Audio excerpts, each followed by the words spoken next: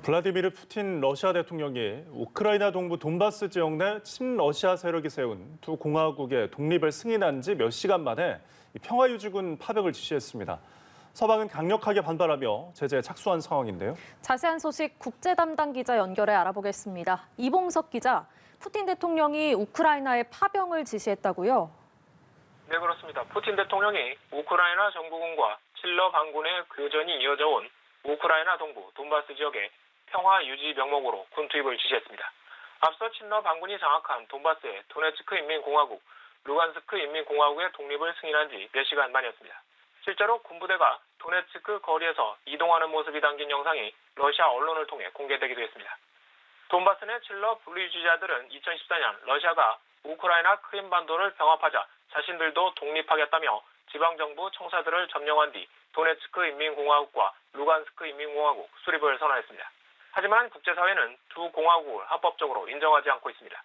푸틴 대통령은 이 두 곳을 독립국으로 인정하는 대통령령과 함께 이 두 개 공화국 지도자와 우호화 협력, 원조에 관한 조약에도 서명했습니다.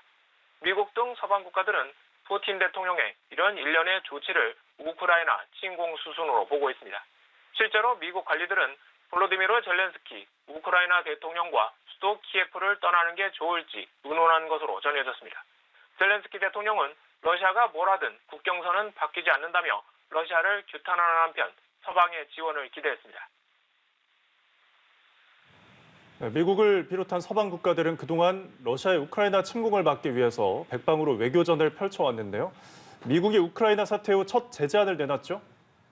네, 그렇습니다. 미국은 러시아가 독립을 승인하자 이를 강력히 규탄했습니다. 특히 푸틴 대통령이 우크라이나 내전 관련 평화협정인 민스크 협정을 갈기갈기 찢어버렸다고 비난했습니다. 미국은 우크라이나 사태 후 첫 제재 조치도 내렸습니다.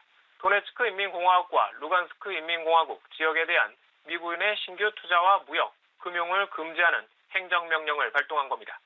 이와 별도로 영국과 프랑스는 금융과 무역 등의 분야에서 신속히 제재를 가하기로 합의했는데요.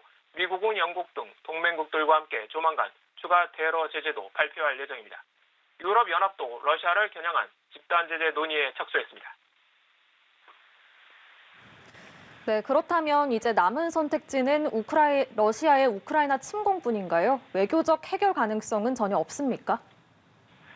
네, 러시아는 2014년 우크라이나 크림반도를 병합했는데요. 이번 우크라이나 사태도 비슷한 수순으로 흘러가고 있습니다. 8년 전에도 러시아는 우크라이나 정권이 신서방으로 기울자 병력을 투입해 크림반도 주요 시설을 점령했습니다. 이후 친러 크림공화국 자치정부가 독립을 결의하자 러시아는 군을 주둔시킵니다. 곧이어 크림공화국 의회의 러시아 합병 결의와 푸틴 대통령의 합병조약 서명 등이 뒤따랐습니다.